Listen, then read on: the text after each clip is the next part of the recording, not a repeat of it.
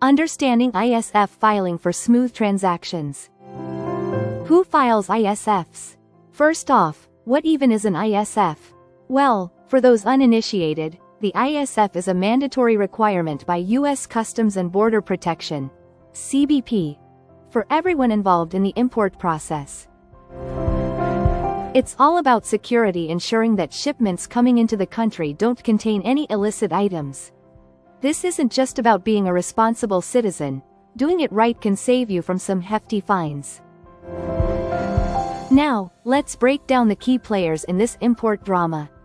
Are you an importer, a customs broker, a freight forwarder? Each of these roles has its own responsibilities when it comes to ISF filing. But who exactly is in charge of hitting that submit button? The importer's role. Let's start with the importer. If you're bringing goods into the US, you're the primary party responsible for the ISF. Yes, that means you. The importer is ultimately responsible for making sure that the ISF is filed accurately and on time, usually at least 24 hours before the shipment is loaded onto the vessel. Why is that timing critical? Because CBP needs to assess any potential risks before the cargo sets sail across the ocean. What if you're not a logistics wizard and the thought of filing feels like rocket science? That's where customs brokers come into play. These professionals are licensed by CBP and can handle the nitty-gritty details for you. So, you can relax while they work their magic. Customs broker, your ISF sidekick. Customs brokers are like the behind-the-scenes heroes in the import process. They are well-versed in compliance and have all the know-how to accurately complete your ISF. But here's the kicker. Even though they file it on your behalf, the ultimate responsibility still falls on you as the importer. Yup, it's a classic case of, you can't get rid of that responsibility. Now, you might be thinking, if I am hiring a broker, do I really need to worry? Well, yes, the broker can help, but you still have to provide them with accurate details about your shipment. If errors surface like missing dimensions or erroneous descriptions, you could face penalties. So, keep your communication open. Freight forwarders, the logistics wizards. Moving on to freight forwarders, these folks are the rock stars of the logistics world. While they don't directly file the ISF, they play a crucial role in gathering the necessary data that will be included. Think of them as your shipment's travel agents.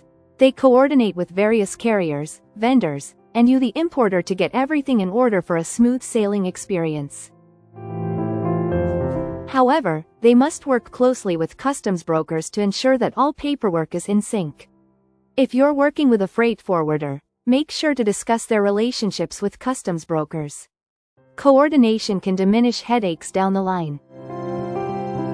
Key players. Who's on first? So, let's recap the key players in this ISF filing process. You, the importer, are responsible for filing or ensuring it's filed. Customs brokers can assist you with that, and freight forwarders will help gather critical shipment data. All a big, happy family working together. Now, you might be wondering about potential pitfalls. Willful negligence or failure to file an ISF can lead to penalties ranging from $5,000 to $10,000 per violation. Ouch! That's a hefty chunk of change.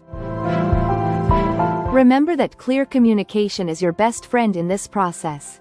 If you're not familiar with the cargo's composition, ask questions, lots of them. Hold meetings with your broker and forwarder to clarify expectations. Think of it as a team huddle before a big game. Everyone's gotta know their role. ISF filing in real-life scenarios.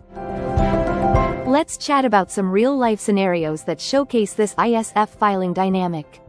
Scenario 1. An importer mistakenly provides incorrect data to their customs broker. Don't be surprised if this leads to costly delays and possible fines. So, always double-check that your info is accurate. Scenario 2. A logistics company has great synergy between their customs broker and freight forwarder. They file ISFs on time and without incident, leading to seamless entries and happy customers. Sounds dreamy, right? Now that's the way to do business. While we're on the subject, here's a fun thing to remember.